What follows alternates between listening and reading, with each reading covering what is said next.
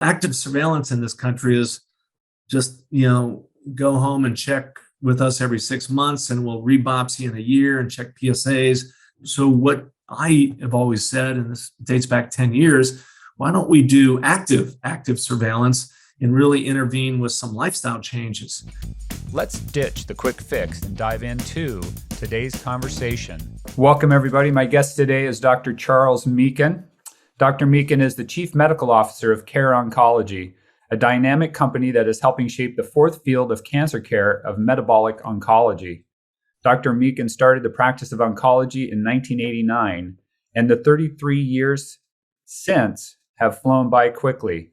As a physician and a clinic director, his goals were always to bring more holistic adjuvants to the standard care and assess their input and outcomes. These things varied from simple balancing training programs, nutrition strategies, supplements additive, portable oxygen, exercise bands, sleep hacks, and more. All these interventions had four things in common. Their purpose was to improve treatment outcomes, that they helped other health conditions, that they were inexpensive and safe, and that they were easy to access. When he is not seeing a virtual consult now or reading a new metabolic strategy with a repurposed drug, Dr. Meakin enjoys all things outdoors and in nature. So welcome, Dr. Meakin. I appreciate your joining us today. Thank you, Damon. I appreciate that, and hope to get out to some nature, on this holiday weekend. But I'm happy to be here, and thank you for your voice in this complicated healthcare arena. Yeah, and I'm excited. I do like the outdoors. I live in the Pacific Northwest. I think you're in the Carolina area. Correct. The North Carolina area, we got quick access to the mountains, little mountain nearby us, a lot of good rivers. I got a bike trail within a few minutes here. So I'm in heaven here. This is awesome. Yeah, nice little slice of the planet, right? Mm-hmm. Nice. So, maybe kind of elaborate a little bit more on that brief introduction that, basically started, start where you feel like is a good place to start and carry us through Sure. how you've got to where you're at today. Thank you. We all have these windy paths that don't make sense, as you're in it. But then as you look back and you start connecting the dots, it starts making better sense. I was sort of the strange kid that read a lot about the outdoors, about, mind over matter, got into martial arts real early in high school and then on in college, and wasn't sure I wanted to do a healthcare career or business. My dad was from a business background and ultimately did like an economics and pre-med at Notre Dame, and decided after working a little bit with patients, I needed to be there, and went on to medical school at my hometown of Cincinnati, went on to residency in radiation oncology, which I thought was a good fit for me because I had balance. And I was, comfortable with math and physics. So I went out to Stanford, a great training program, lived in the mountains west of there, and then ultimately started a career in radiation oncology in 1989. And early on, I kept seeing a disconnect between all these wonderful things we know about in sort of the, non-traditional, allopathic healthcare and all the, things we were doing inside the big hospitals. And so I was constantly trying to be a thoughtful bridge between those two camps. Early throughout my career, I, as you mentioned, tried to bring simple things that were safe and sort of validated to the forefront. And that was, I saw a hunger for that. Patients recognize the importance of that. Mm-hmm. And granted, it usually took more time and whatnot, but it felt better for me because I was living my alignment better and personal mission. Ultimately, though, I retired in early 2019 from my own little health condition. I have retinitis pigmentosa, which slowly deteriorates your peripheral vision. It got to the point where it was illegal for me to drive because it dropped below a 20 degrees level on a standardized test.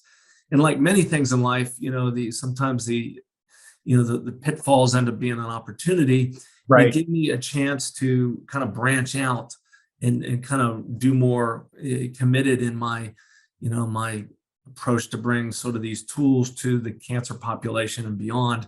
I started a website, coachitforwardchuck.com, and started doing charity coaching, and then went back to school for a 1-year kind of blitz, kind of like a MBA for engineer and medical people to learn how to start businesses. And that was back again at Notre Dame in Northern Indiana. It was a great program. But during that, I ultimately kind of jumped on the wagon with an early startup in the US and a company from the United Kingdom called Care Oncology. And it's on the web, careoncology.com. And it was my sort of capstone project during the 1 year at Notre Dame. And that was a good synergy for the team at Care Oncology and my own personal learning and how to kind of help grow this business with the other wonderful teammates here in the US. And we ultimately grew it. We ironically were virtual from the start, and the company started back in 2013.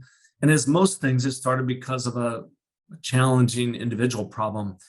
A woman who had stage 4 breast cancer. She had been committed to hospice after finishing all the common treatments over in the UK.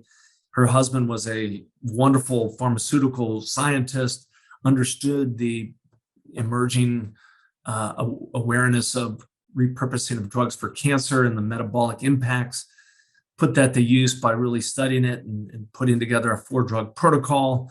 She had success for 4.5 years. They tested it again with glioblastoma, got further validation, published that peer review article, and then opened it up to treating glioblastomas in a virtual pattern over in the UK. And we adopted that from them and used their sort of archive of good science and got it rolling here.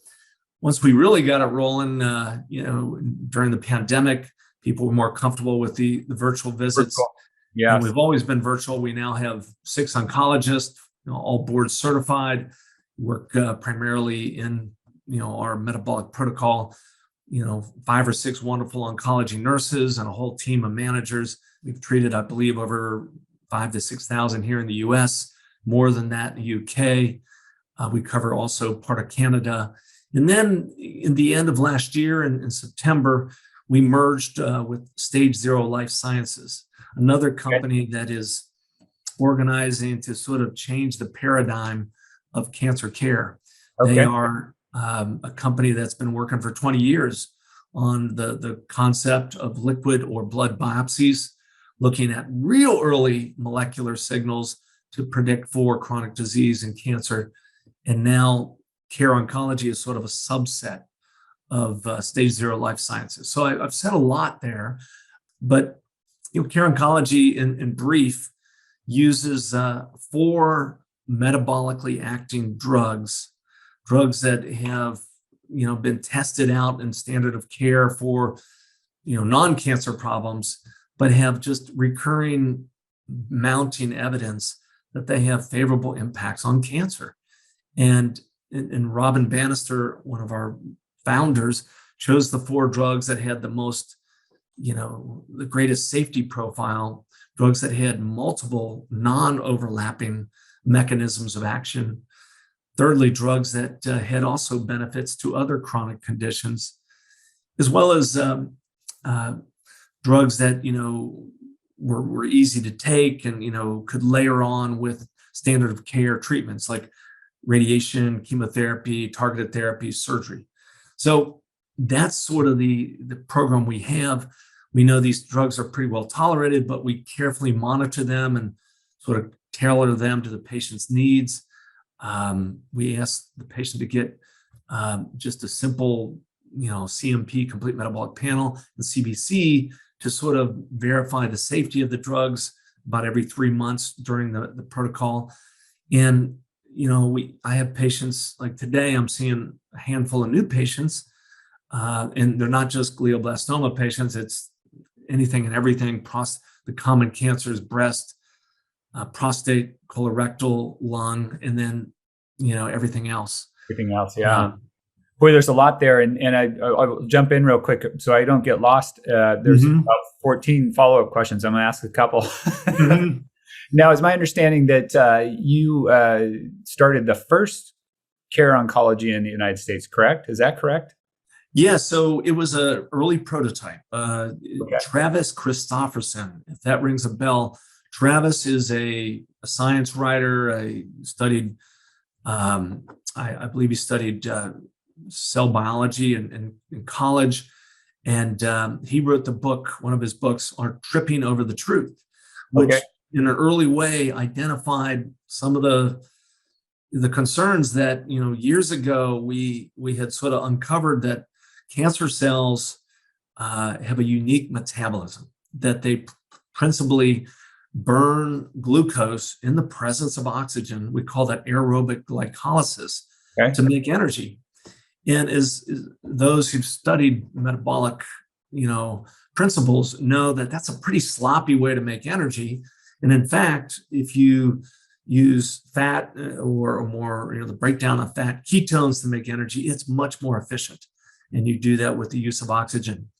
That metabolic principle, first identified by Warburg and studied further, kind of got abandoned, as we sort of better understood, the importance of genes and genetic mutations, whatnot. And so this metabolic theory of cancer versus the somatic mutation theory of cancer.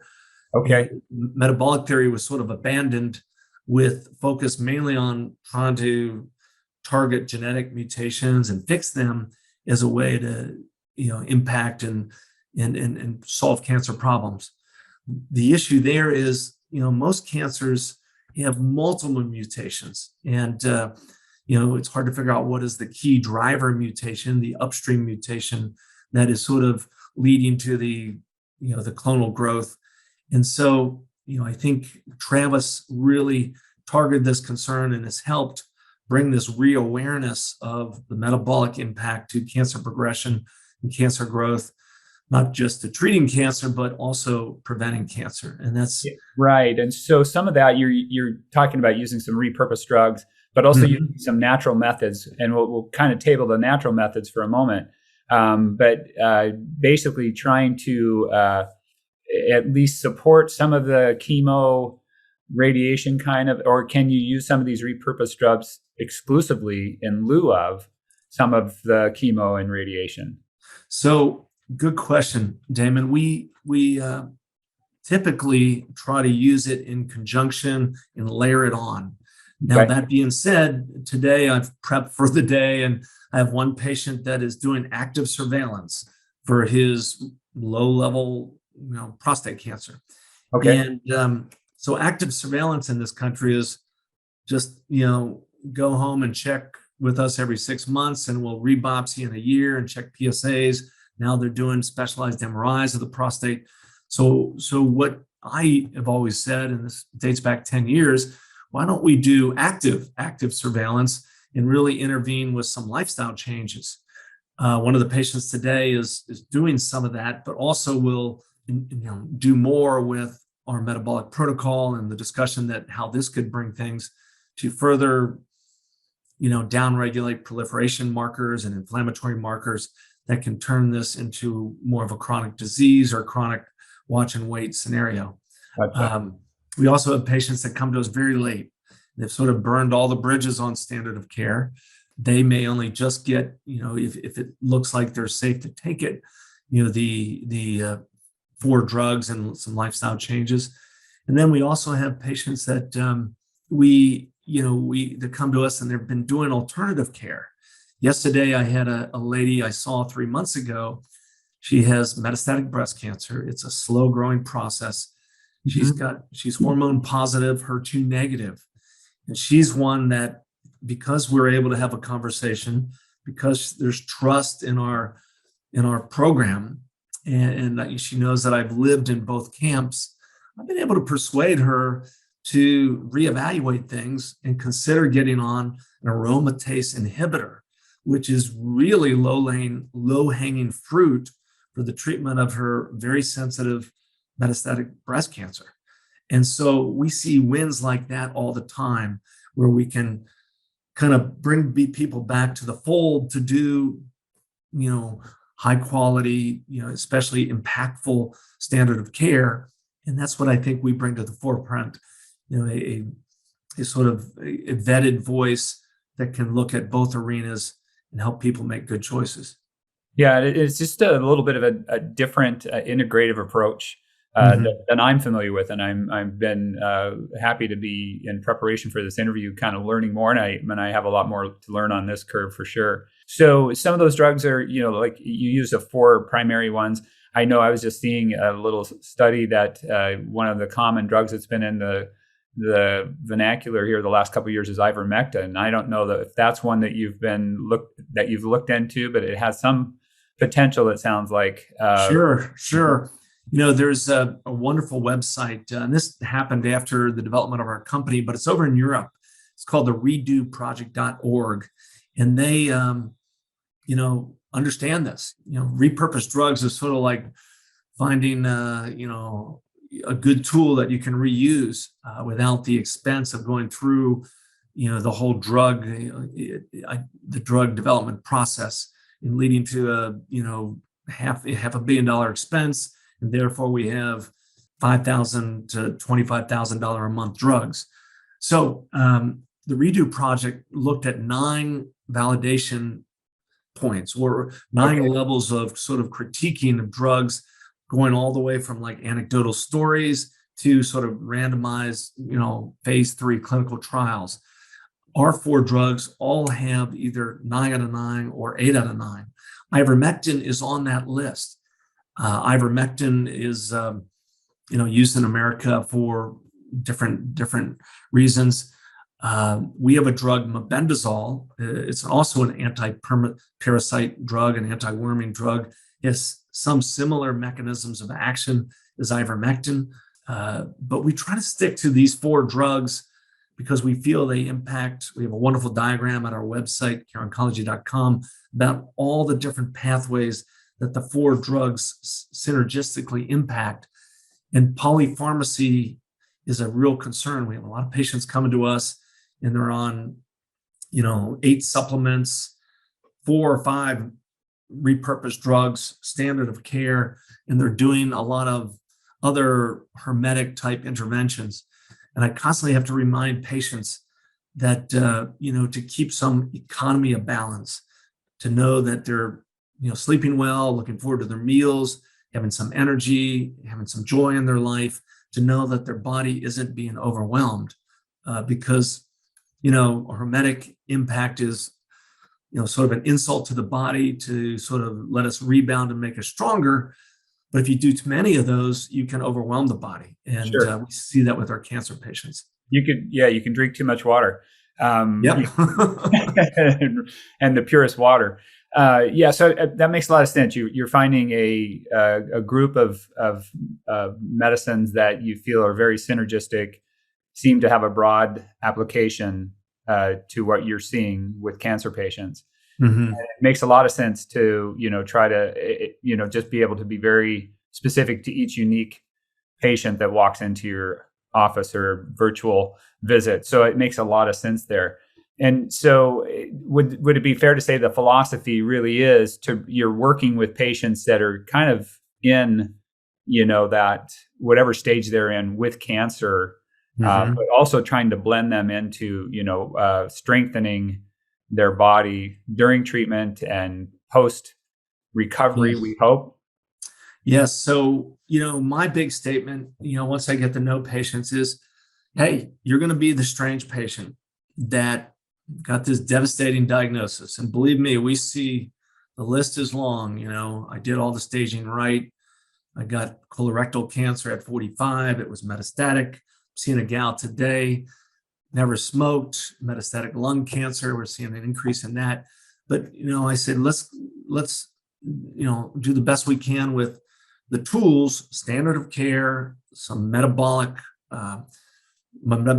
acting drugs, some other lifestyle changes, intermittent fasting if they're not at risk for cachexia, low carbohydrate eating, optimizing their sleep, their vitamin D, their fish oils, some spiritual, emotional discussions and work.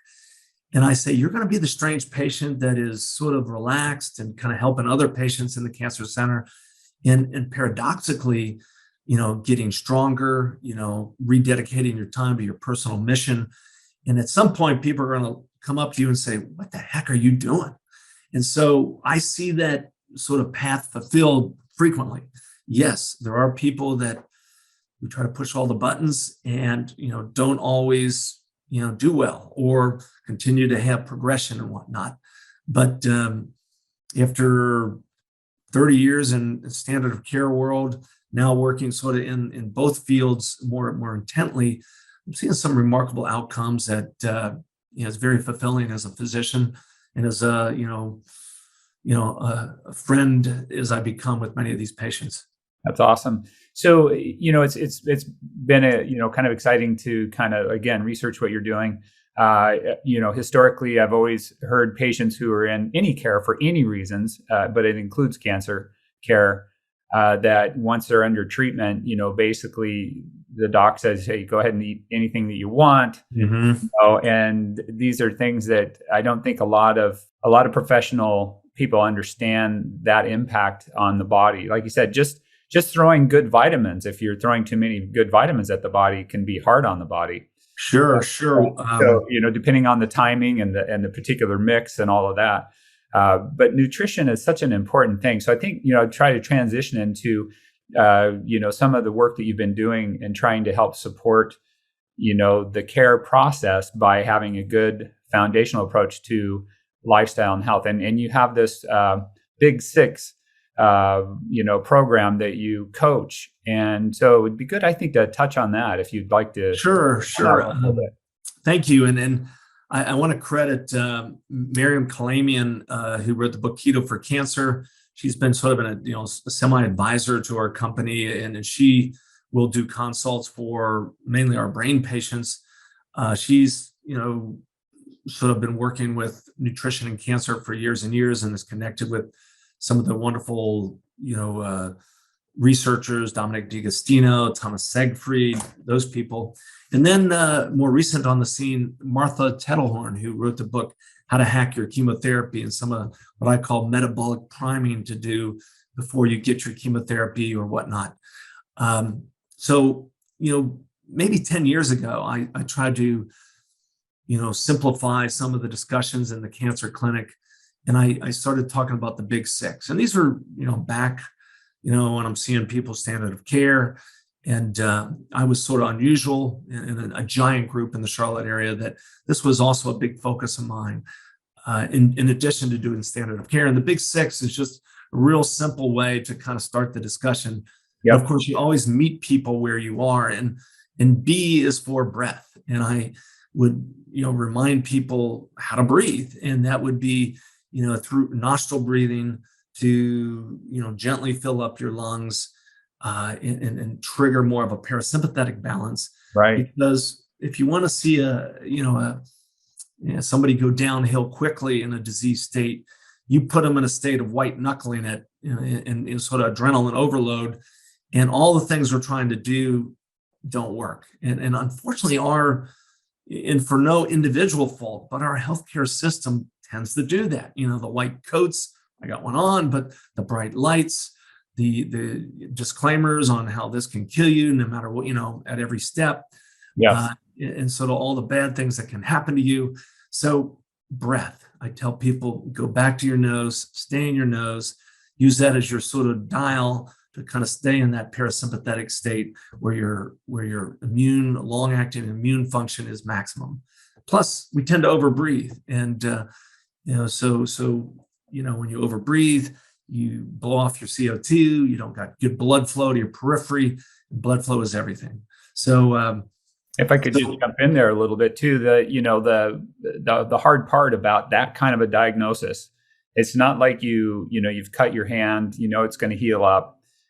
You say, hey, yeah, it hurts. I'm seeing the blood, all that kind of does heal up. But when you get a cancer diagnosis, it's almost always that, it's that futility kind of inference.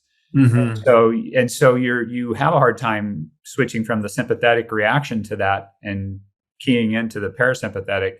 And so your body is not only getting that, hey, you've got this, and now you're kind of afraid of it. So your body starts downloading all kinds of negative Sure. chemicals in your body. So I think that's such a good thing to try to be able to help people start with, hey, well, and some of that has to be the right energy from the doctor too. It has to be, Yeah. hey, this is something we're going to work together on. We're going to do our best. And, instead of, oh, it's all doom and gloom, Yeah. I could keep a list of things that patients have heard that, that blow me away. And I go back to the patient in those situations and say, well, you're going to be the patient that reminds that doctor why they went into the field through your remarkable outcome and your back and forth kindness. I sometimes give people sort of an analogy, and I say, this was sounding lame from someone that, as far as I know, doesn't have cancer today. But I'm going to ask you to trust this approach, to work hard at optimizing your health and the discussions we do, but surrender the outcome. Don't worry about what the future is going to be. And it's kind of like, I tell people, think of the analogy. You get on a roller coaster, you lock down that bar, and you're nervous because you're clicking up the hill. You got one of two choices. You can either hold on to that bar and just, let yourself be scared and petrified, or you can say, hey, I'm on the roller coaster. I'm just going to try to stop and have some fun and look and see what I can see along the way and raise your arms. I kind of encourage them to use that sort of little metaphor to on their cancer journey. And I'll say, and you will learn, you'll be smarter, stronger, wiser at the end of it. Wiser from emotional, spiritual, smarter intellectually, stronger physically. So breath is so important and blends into that. And that's one of the reasons it's first. The I for big, it's actually two I's: ingest real food, the kind of stuff your grandma, used to eat and taught you to eat. And then we can branch off from them about our archival eating, fats and proteins, low carb, definitely reduce refined sugars, and then ingest real water. I encourage people not to grab the bottled water, but to use filtered tap water in a safe container, and start every day with serious hydration. Maybe use some electrolytes in it. We overhydrate with pure water. We forget about the 4 key electrolytes. And so that's the I in big. The G is to get moving. A body in motion stays in motion. And a lot of times people are said, oh, you got cancer, you got metastatic cancer, you're on treatment, you need to just rest. Everything about exercise is anti-cancer. Exercise, especially if you do short micro workouts, as I call it, triggers all these important healing features. Exercise is like a mini fast. You're gobbling up blood sugars because of the use of the muscle, which sort of competes with potential blood sugar use that the cancer could be playing and utilizing. And muscles can take up blood sugar without insulin or insulin growth factor. So it's got the first choice at the table if we let it use it. So I have everybody on. I used to give out stretchy bands when I did the physical work. Now I just make sure people have links to easy exercise programs to meet them where they are. So G is to get moving. I love that. Yeah. And we have content that we put in front of people as well that sort of make it easy for them. The G of the S of Big Six is for sleep optimization. That I tell them that sleep is equally important as what you do in the daylight hours, and to reset their circadian rhythm. I just working on a blog about chrono-oncology right now. I publish a blog every month at coachitforwardchuck.com that deals with some aspect of cancer care. I see, if you're living on the other side of the clock, you are like a polar bear trying to live in the desert. It just is now the time to take care of yourself. And I have strategies to help with sleep, cheap, simple, available things, that also help other things. So sleep is a big part of it, especially for those that are on active therapies where they need to, reboot the brain and activate the glial lymphatic system and whatnot. The next letter in the 6 is I, and And I, in this case, is for intention. I kind of walk people through, I frankly ask them, why do you want to treat this cancer? Why do you want to fix this cancer? And of course, most people kind of jump back and say, well, because I don't want to die, or I don't want to have pain, or, I want to live. And I kind of peel that away and say, well, remind me again, because I want you to know why you want to live. So I try to get them to really recenter on their why, on their personal mission, on their perceived purpose here on earth. And so once they can do that, either they do it at that moment or they do it, later on, they then can harness sort of the power of understanding why they're going to do something that might be kind of hard, like exercising when you're tired, or like turning down the cupcakes when you should be eating clean fat and protein. Because I said this can be hard, and if you're going to run through a brick wall, you got to have a good reason. And so I try to get them to recenter their intention, and then revisit that by making a mental movie of them doing things they love with people they love in the future, looking back on that cancer and sort of linking to that as they drift off to sleep, and as they wake up in the morning, when they have access to that subconscious, that superconscious, where if you anchor those intentions, it will start building a plate of armor, so you can deflect the negativity out there, and sort of surrender some of the worries and sort of march forward with that. So that I is for intention, so overlooked in our current toolbox. And then the final X is for extreme love, which is just a sort of a metaphor for engaging social engagement. We are tribal animals. We were used to living in a pack. The science books tell us, social isolation is worse than smoking 3 packs a day as far as its predictor of demise. Right. And we know that, good work environment, home environment, church environment is a positive influence, but we don't tell people how to really turn that upside down and really engage social engagement. Mm-hmm. So I encourage people to, and it sounds a little woo-woo, but I encourage people to look for opportunities. I call it looking for those yellow cars. If you see a yellow car, if you have a yellow car, you'll notice yellow cars everywhere you go. If you look for kindness and generosity and human gratitude and dignity in our human-to-human interactions, you'll see it. And when you see it, I encourage the patients to not just notice it, but rev it up, to echo it, to reflect it, to really get that sort of human mojo going. And then when you really feel it, kind of like we're feeling it today, I think, Damon, to grab it with your mind's eye, grab it metaphorically, and pull it into your heart space and link it to your own health and well-being and future, vitality, always for a cause bigger than yourself. So use that energy. And that sounds woo-woo, but we now have a field called quantum physics that really sort of is able to verify this energetic opportunity that's out there. So that's sort of the final and the big 6. And we try to get to those as we get to know each other through our virtual format. And all of our doctors do some, form of, engaging some of the complementary strategies with being a sort of a voice for standard of care, with our 4 metabolically acting drugs that layer on with the standard of care. Standard of care. Yeah, I really love that. Essentially, you're laying out a good plan for lifestyle pre any diagnosis.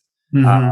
And then ultimately, if you can adopt, that lifestyle, the big 6 lifestyle, and you do happen, like you said, as you and I know right now, neither of us have had that diagnosis come to us that's cancer related. But in my office, I try to share with people, try to act as if you are going to get that diagnosis or any other diagnosis. And that really fits best. And I like the way it sounds you are working with your patients. I think that's the way we should all be working with our patients if we're doing any type of medical intervention in anybody's life, is that interaction, especially when you hit the point of of encouraging people to be positive, the extreme love, try to really engage the mind in a most positive way, because it's such a powerful tool. They are quantifying it, they are qualifying it, they are, Sure. And the studies will just probably continue to, show the amazing power of the brain, positive or negative. So I really like Yeah, that process. and it's, to my surprise, you can still develop remarkable patient rapport through a virtual format. But yesterday I saw a lovely new patient. The patient was from Wake Forest. The extended family was from all over the Southeast. There were 4 other brothers and sisters on this call. And they didn't have to drive to a big center. They all asked questions. It just works. Our managers set up the visit. It's scheduled. I think I told you before we started, I had an email from a patient today who wasn't ready. I mean, we're not supposed to see them again for a month. We see people every 3 months, check those bloods on a regular basis. But he had like a kind of a mini crisis of sort of a decision making. And I said, why don't we just meet early? And that way, it's too much to deal with. We have a Help Scout that a program to funnel in requests, and this was more than something could be done with emails.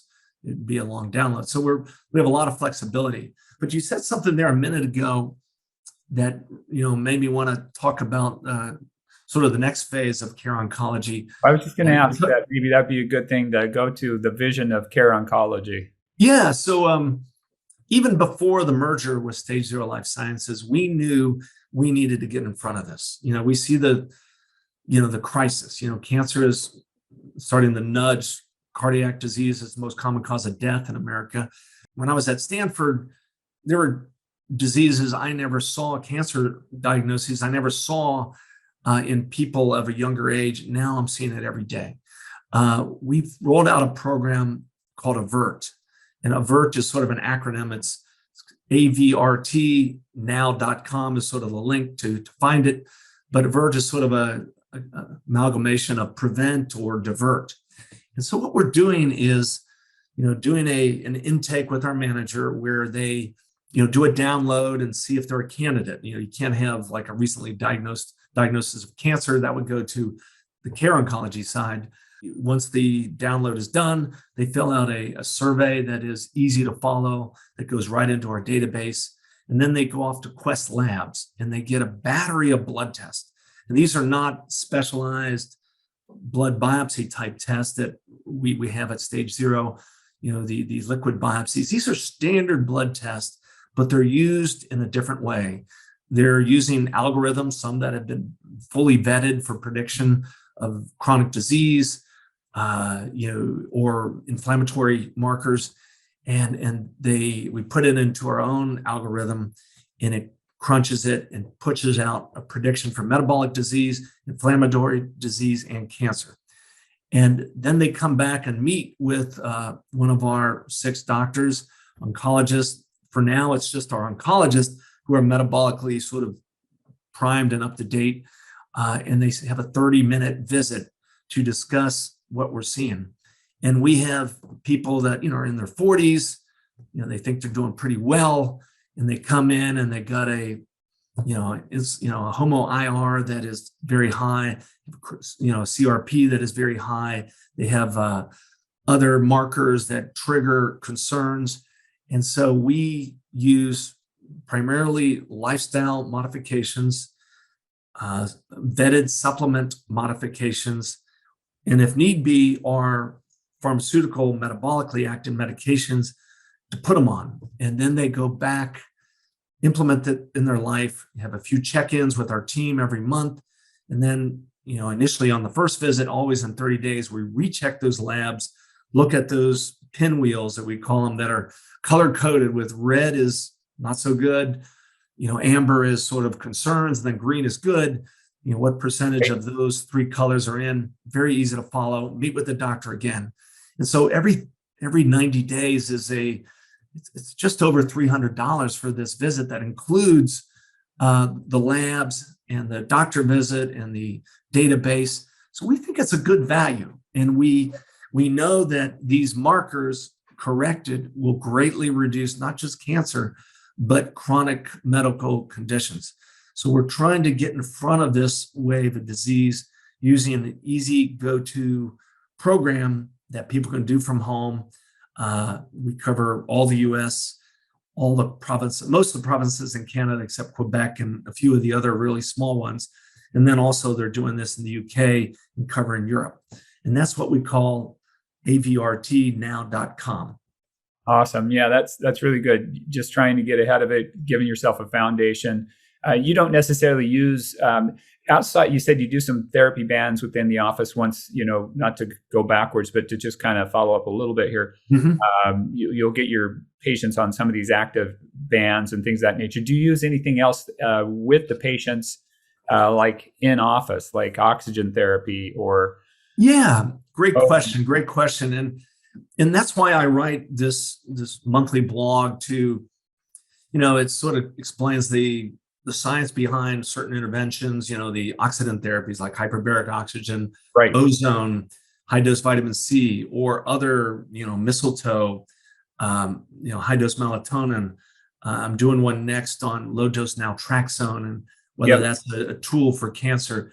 I've done it on insulin potentiated therapy. And so there's about 20 of them or so. So I go over the sort of the science of it. I go over sort of the published consensus statements or randomized trials that are out there. I go over the current trials that are out there in the US mainly. And then I go over sort of the cost and the accessibility of this. And then finally have a conclusion. At this point, it's got good data for, like with ozone, I thought there was exciting days of data for its impact on being a tool to resolve some of the injuries from cancer treatment, neuropathies, low blood flow situations, and all the benefits there. I said we're still waiting to see how it can work with existing therapies as a adjunct to cancer therapy. These are the trials that are out there, and so I try to summarize it in that way. I just got certified in hyperbaric oxygen. I've always used the personal unit, but a lot of patients come to me and say, should I be doing this hyperbaric oxygen? And if so, how do I integrate it in? So I'm trying to, be a reasonable voice. I just spent 4 days getting certified in hyperbaric for physicians. So we're trying to use those tools intelligently, not just try everything. We don't know what works. Because once again, as we said at the start of this, you can do too much, what doesn't kill you makes you stronger, but sometimes if you do too much, it might kill you, so to speak. So don't push the buttons too hard. Especially when your body is under stress. And, and one of the things about hyperbaric oxygen, most people probably listening know that cancer doesn't like a whole lot of oxygen saturation. And so, and that's one of the therapies that I know needs more testing, more investigation. But certainly if you can utilize it with some good basic knowledge and track it, it's a very good possible adjunct. Oh yeah, especially for like recovery. I mean, hyperbaric oxygen mechanically delivers so much more oxygen because it dissolves it in the plasma, but it's also, I think the majority of the work is the cell signaling. It does everything you want for anti-aging, for disease reduction and prevention. It's a hermetic effect. So there's such an opportunity there. Unfortunately, Medicare, initially started treating the bends. That was the one indication, for divers, and that was certainly appropriate. They expanded it to, 14 common indications. And it's been 14 for like 30 plus years. I think people are starting to realize that there's opportunities and other things, and as people can start paying out of pocket for for soft chambers that don't require $50,000 cost to do it in the hospital. I think that you'll see greater spread of this.